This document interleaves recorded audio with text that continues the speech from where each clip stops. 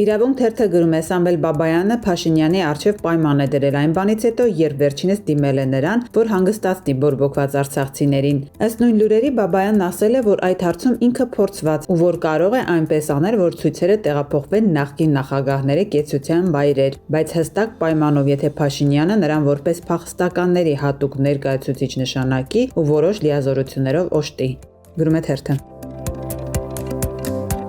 Ժողովուրդ օրաթերթը գրում է այսօր ապրիլի 23-ին մեկնարկելու է Դաշնակցության կողմից կազմակերպված ավանդական ջահերով երթը, որին մասնակցում են ինչպես քաղաքական հասարակական գործիչներ, հայտնի դեմքեր, այնպես էլ հասարակ քաղաքացիներ, այդ թվում ուսանողներ ու դպրոցականներ։ Թերթին 3 տարբեր ուսանողներ պատմել են, որ կրթության, գիտության, մշակույթի, սպորտի նախարարությունից շրջաբերականներ, հրահանգավորող գրություններ են գնացել տարբեր բուհեր եւ դպրոցներ, որպեսզի ուսանողները եւ աշակերտները չմասնակցեն այսօրվա ավանդական դարձած ջահերով երթին։ Գրում է թերթը։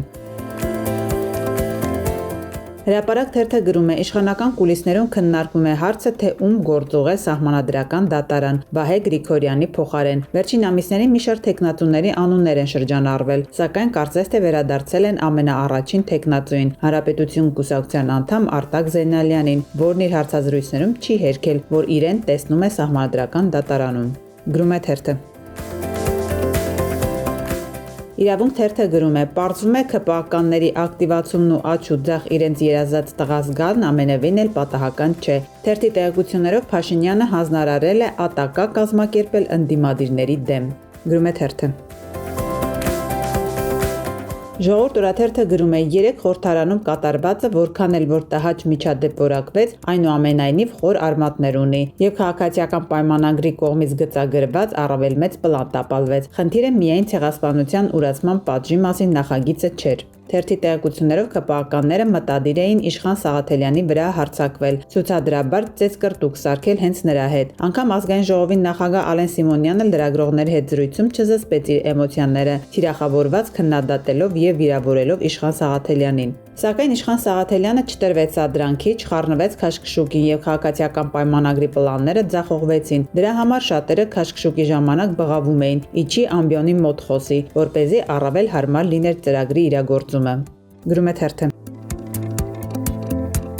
Ժողովուրդ օրաթերթի տեղեկություններով իշխանությունը նպատակ ունի Հայաստանում գոյություն ունեցող բոլոր տեսչական մարմինները միավորելու։ Իշխանությունները Նիկոլ Փաշինյանի գլխավորությամբ դապրո են տվել այդ նախագծին, այսինքն առաջիկայում բունտ է հասունանալու, քանի որ տեսչական մարմինների միավորմամբ շատ աշխատակիցներ են կրճատվելու ու ընդամենը մի փոքր տեսչական կոմիտե է ստեղծվելու։ Թերթի տեղեկություններով այս ամենի հետևում վարչապետի աշխատակազմի տեսչական մարմինների աշխատանքների համակարգման գրասենյակի ղեկավար Պետրոս Մարտիրոսյանն է կանգնած, որի կարծիքով տեսչություններ ունենալը անիմաստ է ու պետք է փակել տեսչական մարմինները։ Առաջիկա ամիսներին կլուծարեն տեսչությունները ու կոմիտեն զրոյից կգործարկեն։ Գրում է թերթը։